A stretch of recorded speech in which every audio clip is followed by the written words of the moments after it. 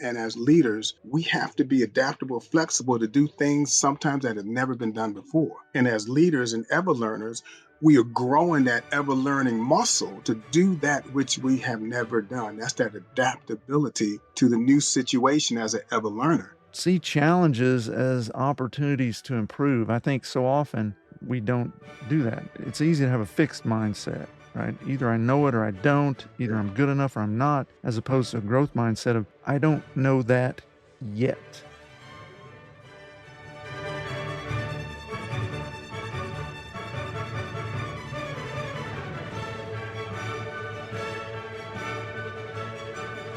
Welcome to Science of Leadership, the podcast dedicated to helping you become a better leader. Here, you'll gain valuable knowledge, hear inspiring stories, and learn the scientific principles that promote exceptional leadership. I'm Tom Collins, your host, and I'm thrilled to have you join us on this journey to becoming a better leader. Today's episode is focused on what I like to refer to as being an ever learner. That's someone who's always continued to grow and learn.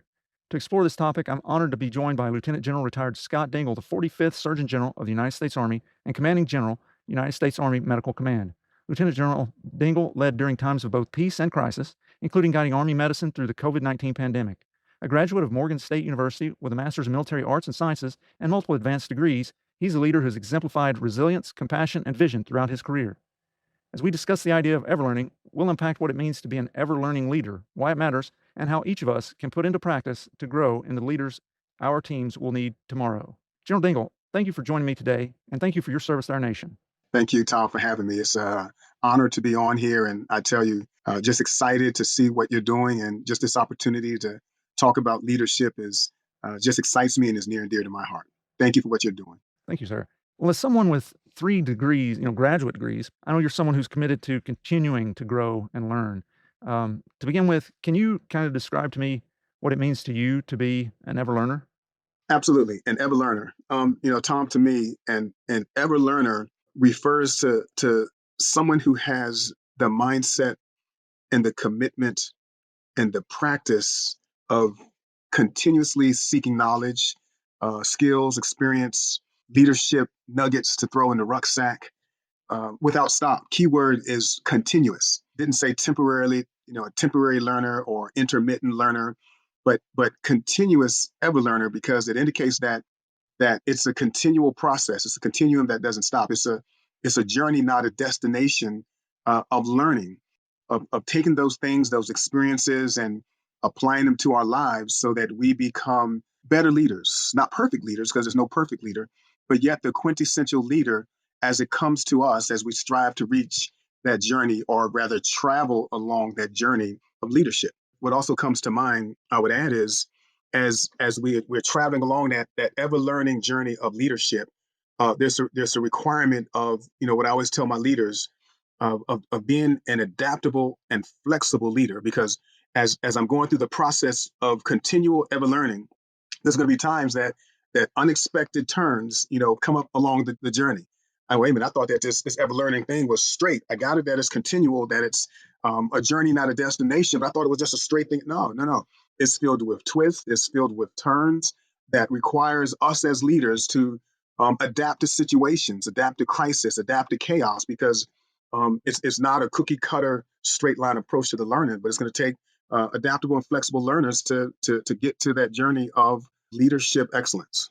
You hit on something that's so you said it a couple times. It's a journey, not a destination. I think that we can be fooled or, I don't know, seduced is the word, I think, with this idea that when we become leaders, we can that we've reached the destination, right? And just as you say, I think we've got to reframe our approach so that it isn't getting there, but it's working toward this ideal, leadership sort of competence or what have you. Because when we think we've made it, I think that's when we failed. 100%, 100%, because we never make it. A lot of young leaders are asking me, hey, General Dingle, how did you make it to, being the leader that you are? And how did you make it to the top? How did you make it to be 3-star? I said, well, I didn't make it. I said, I'm still on a path, to leadership. I love leadership. I love mentorship. I love pouring into them. So they're asking me, and I said, well, it's a journey. I said, we all are on this track, running a race, not against other competitors, but against our own standards and leadership excellence striving, and you never stop. I said, I'm still traveling to get there. I said, I'm not there. It's not a stop. I'm still learning. I'm still growing.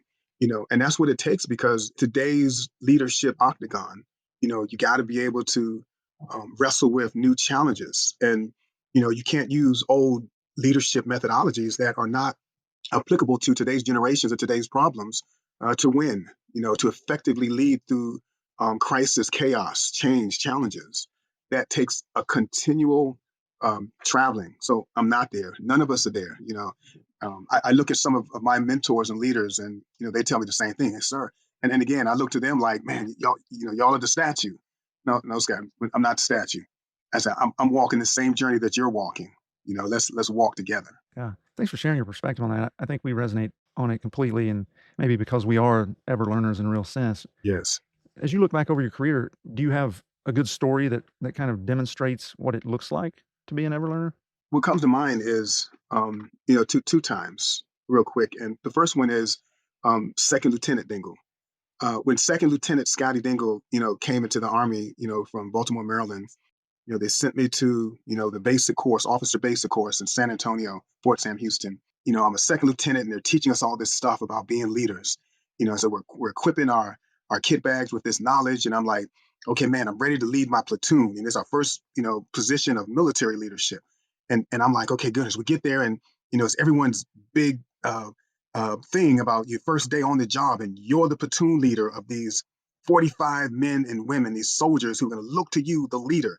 And they taught us all this stuff on, okay, here's what it is, and here's what it looks like, here's what you're going to do. And then so you got your stuff, and you got your degree, and you go there to get in front of your platoon for the first time, and you think that you have it, and that you arrived at that post camp station, and you give them that talk, and all of a sudden all these things hit you in requirements and tasks, and your eyes like, oh, wait a minute, this wasn't what they taught me to be the leader of this company or platoon. And adapted quickly, and I said, oh wow, that didn't teach me to be a learner, the leader, but it just gave me the foundation to build upon. They didn't tell me that it's a requirement to build upon the foundation of leadership education, to adapt to your leadership, your platoon now, and to grow. And so I quickly learned that, oh wow, after arrival, man, I had to listen, to learn, to grow, to explore, to educate myself through the training manuals for my platoon, and to learn the requirements and task condition standards, and listening to those that are on the team, and using resources to train my platoon for their combat mission. I didn't know, I thought, but you quickly build upon that foundation, which, gets back to our initial discussion that, man, it is a journey, man. Building this building of leadership on the foundation that you have is continuous. The brick and mortar is, you're still building, it doesn't stop, and you got to keep growing as you grow up in leadership and in life. Fast forward 30 years later, now Lieutenant Dingle is Lieutenant General Dingle, 3 stars, and now just assuming as the Army Surgeon General. And it was the same thing. Whoa, no one prepared me for this. I have to now adapt to the situation again, identify requirements, and solve problems of leadership, and learn. Adaptable, flexible, and continue to build, to read, to attend the schools, the education, the leader development, to help prepare me for a foundation at another level of that floor that I still had to build leadership lessons through ever learning on. And so the key point, like we talked about, Tom, is that it doesn't stop. It doesn't stop, no matter where you're at. In order to be successful, you have to continually prepare and take on and read and expand your leadership bandwidth to handle where you're at right now. Because the problems as a second lieutenant in that platoon, that ambulance platoon, now the Surgeon General, and handling those issues, I can't use yesterday's leadership nuggets. It's a help foundation to build upon, but it's a whole different set, right now that I had to adapt to now as a 3-star, the Surgeon General and Commanding General United States Army Medical Command to be successful. And that was only through ever learning. If I would have stopped and turned off the key, like, oh man, I'm done. All right, let me pull out the platoon MTP from, 1980 something, it wouldn't have worked. Ever learning. Yeah. Let me pause here for a second and remind our listeners that my book, The 4 Stars of Leadership, is now available on Amazon, Barnes & Noble, and essentially all online outlets. It's getting rave reviews, and I'm certain you will find it not only informative, but also inspiring. So I hope you'll order your copy today. Now let's get back to this interesting conversation. So valuable, and you're putting in the context of your experience as a Butterball, second lieutenant all the way up to 3 stars, that it is a continual growth process. As you were talking, I just kept having ringing in my head, like, and I don't want it to stop. Maybe that's because I'm strange, right? But this idea that I'm just gonna stop learning, I'm just gonna say, "Okay, I've reached it," like, that is really unappealing to me. Maybe that's a character flaw, somebody might say. I say it's a character benefit, but feature, if you will, of my operating system. But is exciting to me to keep learning. It's so important to me to keep growing. If you're not learning, you're not leading. No, agree 1,000%, Tom. Because what it gets to is, as leaders, we have goals, and as you have goals in leadership and in business and school and in life and everything that you do, you want to be successful. But in order to be successful, you got to have, when you said that, the first thing that came to my mind was drive and passion. I have that drive, that passion to be a good leader. To be a good leader, I got to continually feed the beast because the beast is hungry. I want more. I want to be a leader. Okay, all right, this is going. Okay, now I want to lead here, and even if it's just my family, I want to be the best husband, dad that I can be, and I got Mhm. to continue to lead and learn. But it's a drive and a passion of want to be successful. And everybody may not have that drive and passion. And those are folks who may readily identify and say, "Look, man, I don't want to be a leader. Man, I don't want to, have the burden of responsibility of that mantle, of leadership that is carried, and that's perfectly fine. That may not be their character, and they step back. I submit they still have a level of leadership, whether personal Mhm. responsibilities, with family and whatever that they're doing on the job, but it may not be that magnitude. Their drive and passion may not be as strong or as high, but that hunger, you know, is what drives us to learn more. And even when you don't want to, now as I'm in retirement, my wife, is beating me up. You went back to school? I got enough degrees. And I know, I've been putting it off, and I know I'm going to do it. I know I have to do it. I want to do it, but man, I had a break for a while. And I got to do no dissertations and no thesis, and man, I want to do that. And I really love doing it. I said, but all this Mhm. other stuff that I'm doing, like I got to do this and speak here, and and then you got a call from the university. They're asking you the semester might start. All right, I'm signing up. All right, I'm gonna hold off though. Hey, General Dingle. No, General Dingle. What's the late 3 of October? Okay, 3 of October is when I'll start. I went the last semester, so I can change, but I want to do it. You want to, but deep down inside, it's a fire and it's a passion. And I got to feed the beast of ever learning. Mhm. And do this next level. Yeah, I mean, for me, a lot of people think I'm crazy. Like I'm a physician, got a doctorate in medicine, of course. Then I decided I would get a master's in leadership, and now I'm enrolled in a PhD in leadership. Because I mean, it gets really fun to me, to keep Yes. learning and discovering and growing, and I get these ideas, and the book, over here was born out of all that work and that mentality of ever learning, Hmm. and I'm a better person. As you said, better father, better husband. I think just generally a better person because of those things, and I know I'm not there yet.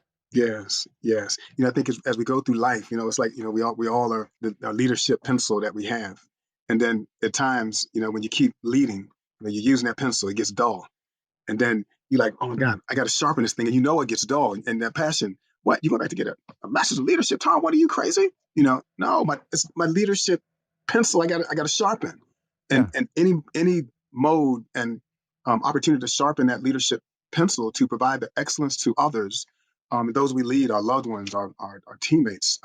It feels good. The pencil is sharpened. And again, I know my pencil getting dull and doing the same thing, getting this PhD in leadership, starting because I got to continually to grow because you can write but so long where that there's more out there.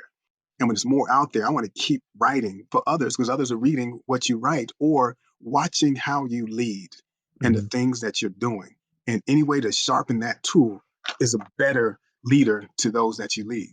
Man, I like that analogy. As you were talking about, I want to riff on it just a little bit because I was thinking somebody out there is gonna be like, well, if you sharpen your pencil, it'll get shorter and it'll run out. And I thought about the quill pen, right? Like it's the same idea, right? Like you're writing, but you run out of ink, right? But you got a well over there, and that well is learning.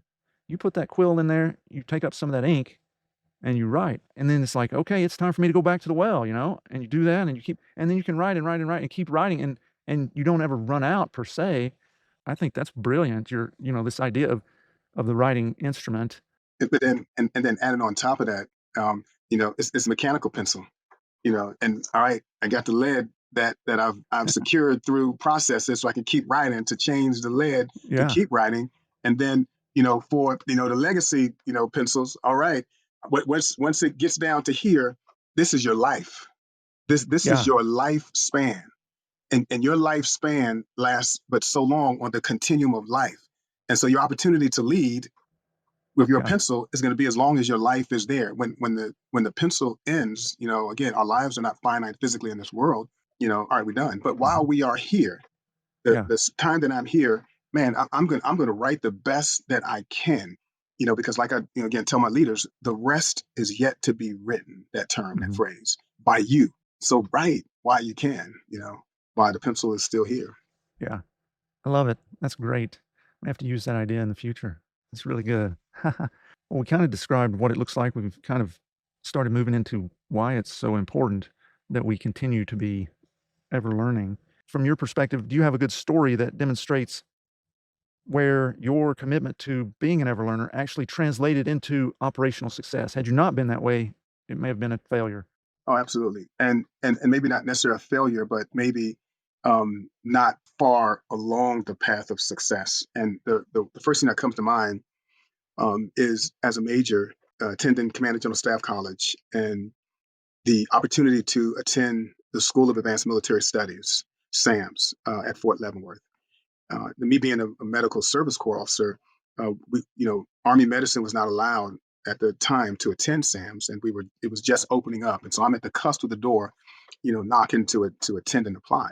All my peers, even other students, like, man, why in the world would you want to go to School of Advanced Military Studies? And I think, oh man, just the opportunity to just study leadership and the operational art of planning and problem solving. Man, I want to do that. Again, like we talked, got to feed the beast because you want to do more. And so I went ahead and applied and was blessed to be selected to be the first medical person to attend the School of Advanced Military Studies, which produced a Master's in Military Art and Science from the Advanced Military Studies program. More learning and studying, and so I had a passion not to just settle for the intermediate level education at Fort Leavenworth, but I wanted more.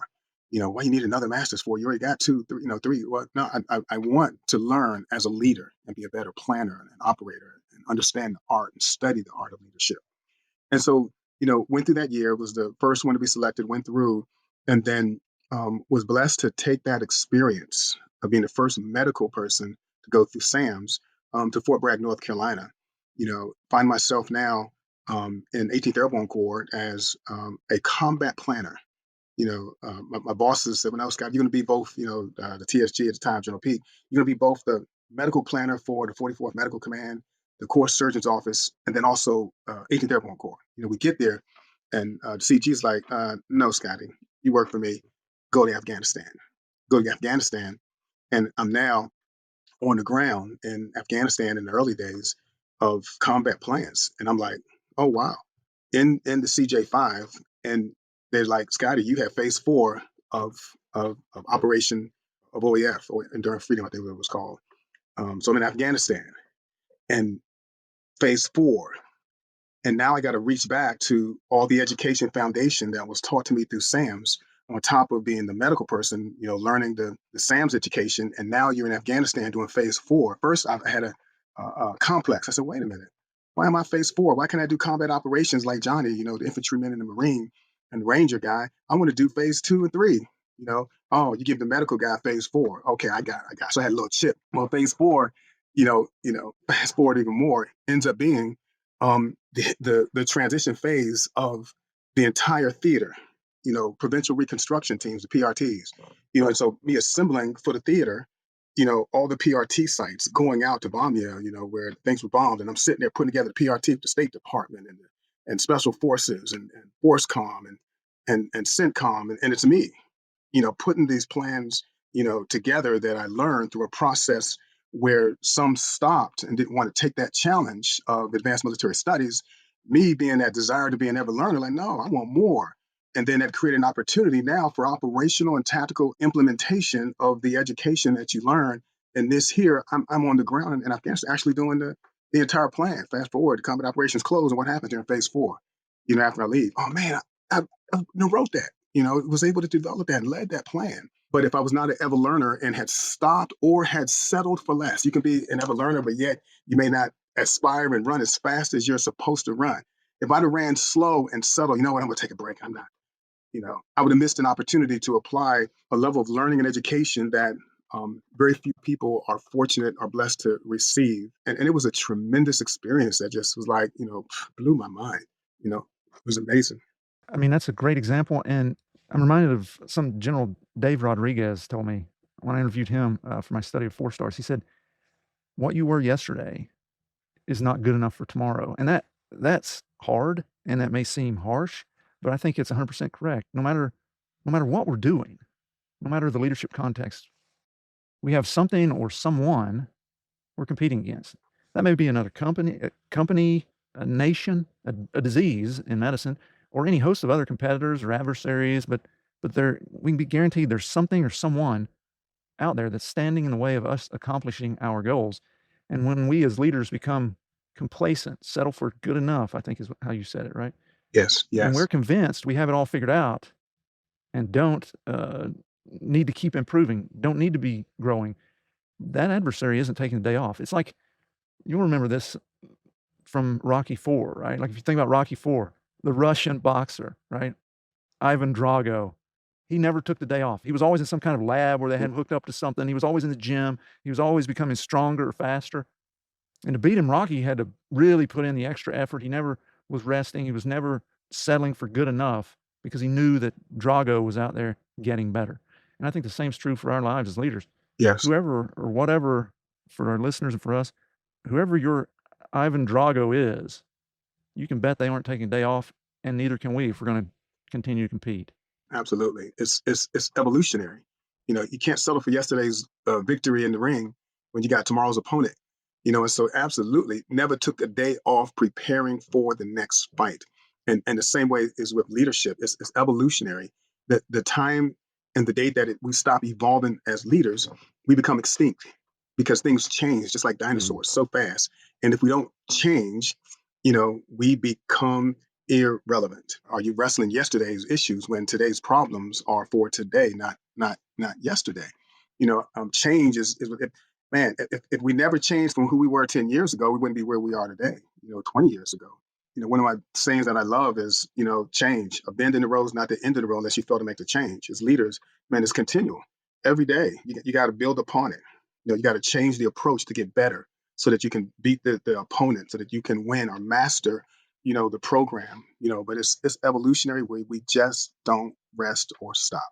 And that just reiterates the importance of us being ever learners. And now's the time I sort of usually will dive into some science, like what have Mhm, studies shown. And as you might imagine, there's plenty of science to back this idea up. mhm. When we maintain an ongoing practice of learning, it enhances our technical skills, improves our interpersonal skills, and it even, as people probably know, prevents cognitive decline, which Yeah. we're seeing more and more, in the general population.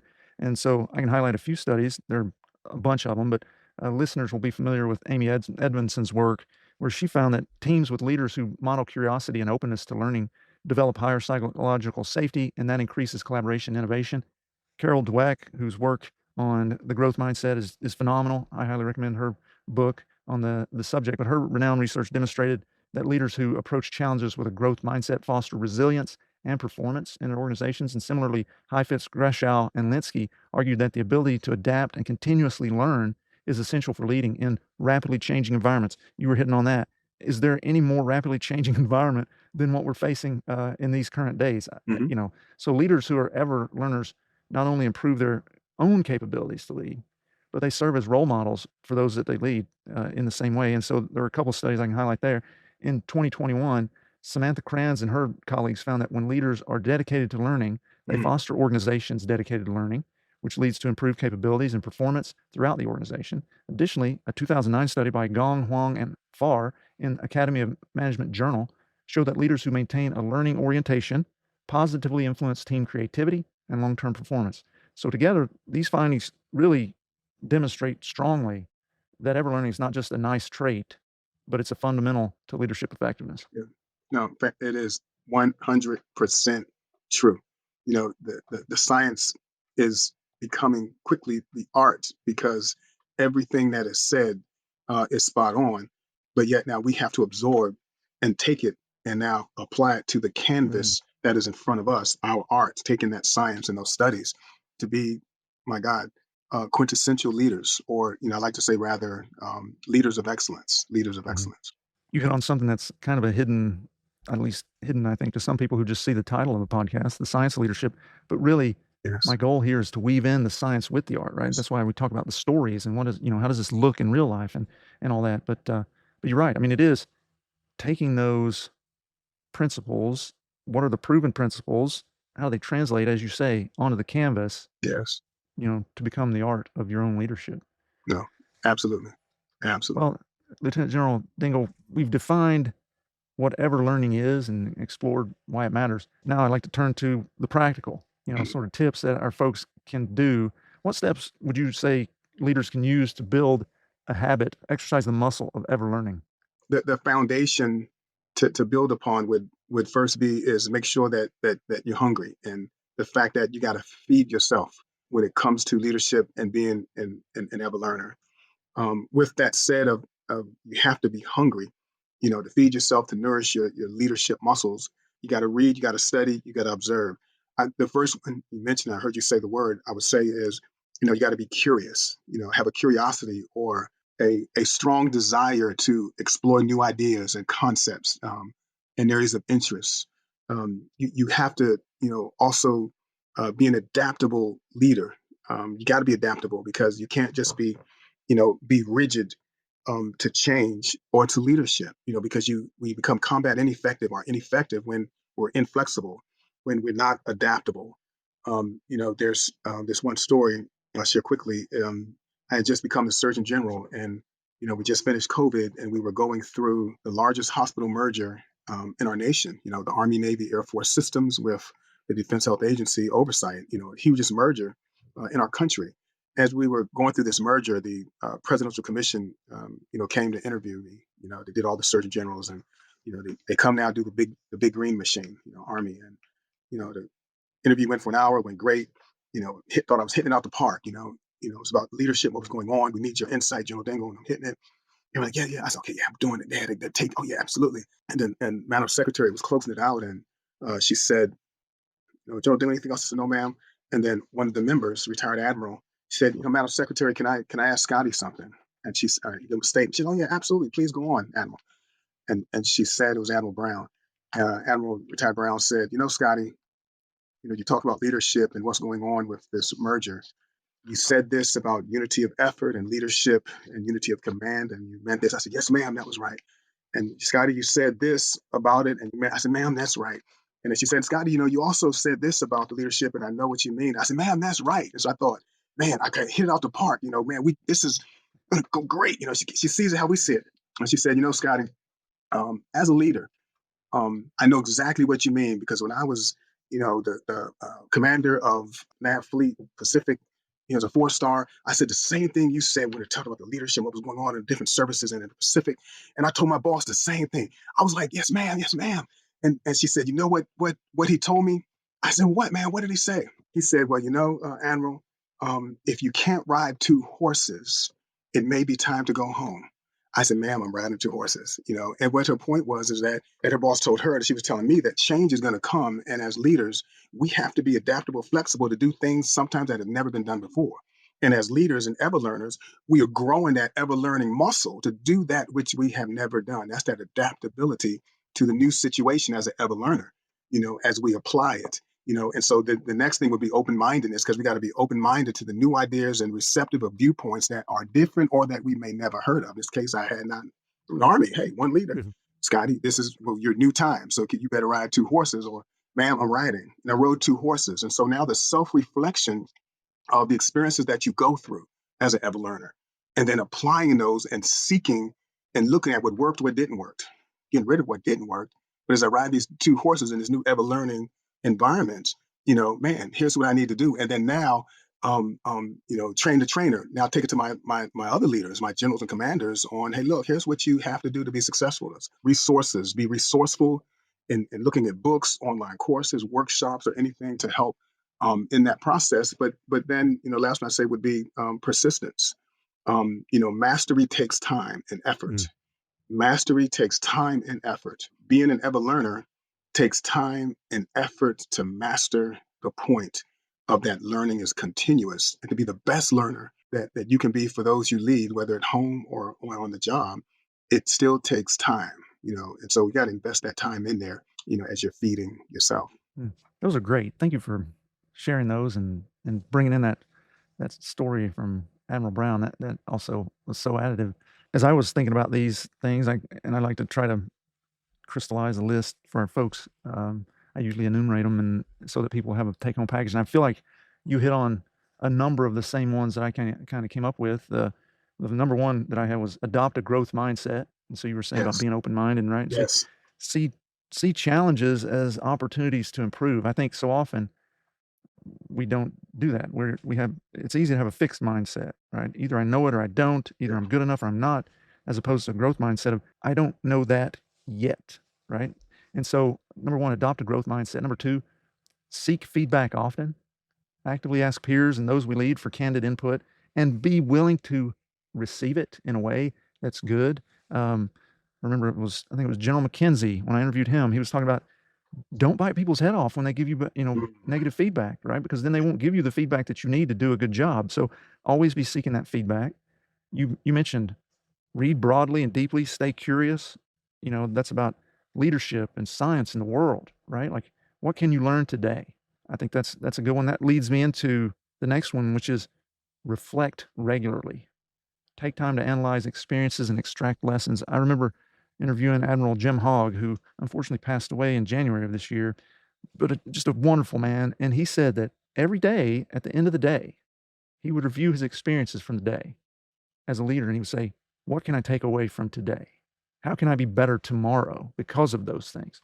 And so, taking the time to reflect regularly, it may not necessarily be every day like Admiral Hogg, but with some cadence, do that. I think that's valuable. Surround yourself with mentors and diverse voices. Yes. Broaden your perspective, right? We all have this Hmm. narrow perspective. We see things from our perspective, and we often think that that's fully encompassing, but it's not at all, right? And so the value of having that input is tremendous. And I think that once we recognize that, I can speak to this from my own experience, then it's really hard not to have it.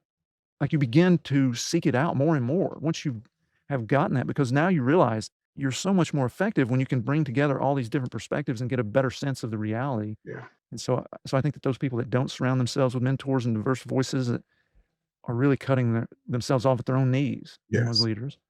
And then the final one that I had was this is a hard one. Practice humility.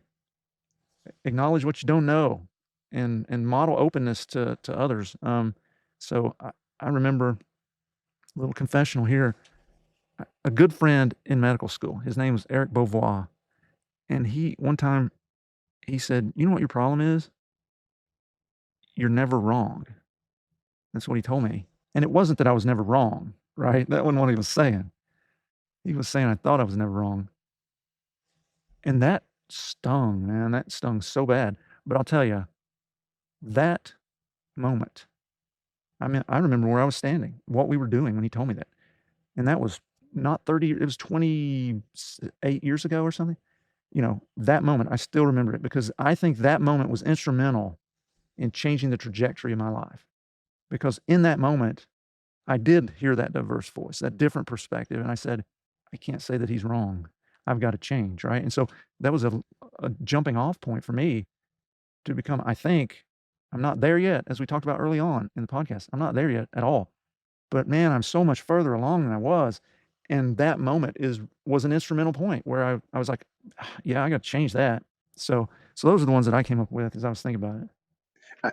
I smile so much because that last, especially on the last one, I tell, a lot of people ask me about my leadership style, like, man, Joe Dingle, man, how did you become like that? And it was learning. I said, but it was more so from how I grew up and playing sports because, I've always been a, good athlete and, always the captain of the team. And with the team, it's about always building the team and teamwork, like the Wonder Pets. I tell my kids, what's the word? What's going to work? Teamwork.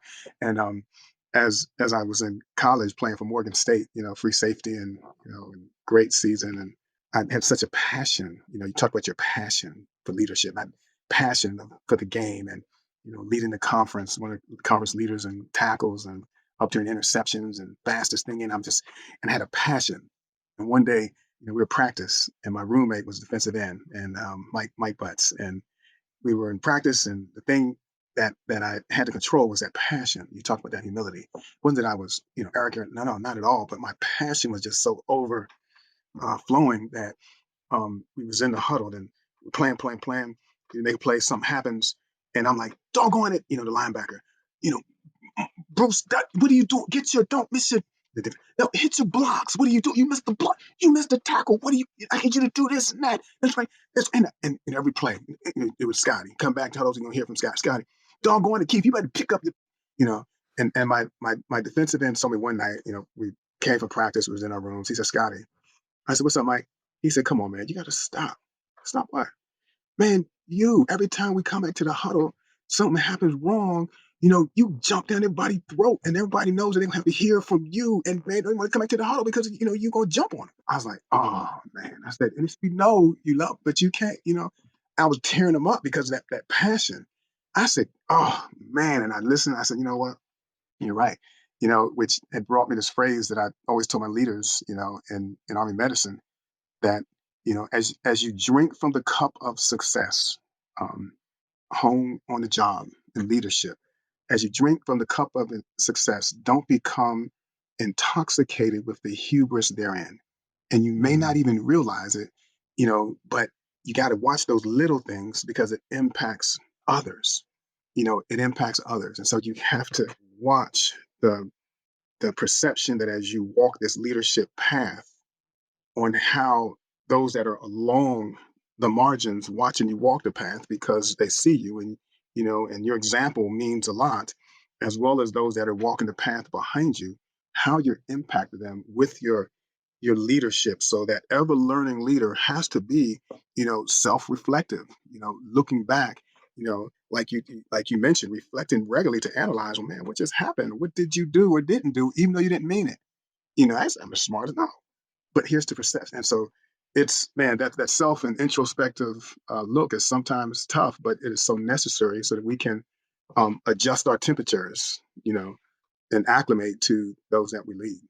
I don't know if there's a better way to end out our conversation, General Dingle. It's really been a pleasure to speak with you, have you on the Science of Leadership today. Your example being an ever-learning leader is inspiring, and I know our listeners will walk away challenged to invest in being better tomorrow than they are today. So thanks for joining me on the Science of Leadership.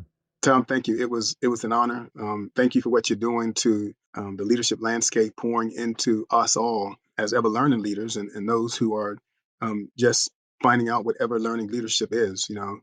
What you're doing and taking the time to help others is good stewardship of the leadership mantle. And so I salute you for the great stuff that you're doing. Thank you for this opportunity. It's been a blast, just to talk about it. I could talk all day because leadership is a journey, not a destination. And so I thank you for helping me and us all with our journeys to leadership.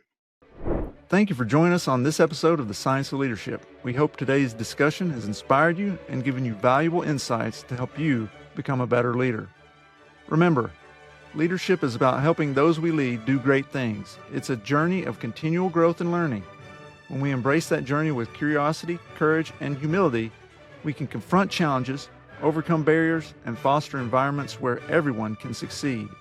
If you enjoyed today's episode, be sure to follow or subscribe, leave a comment, and share it with others who are passionate about leadership. Until next week, keep leading with character, competence, caring, and communication. This is Tom Collins. Let's keep growing.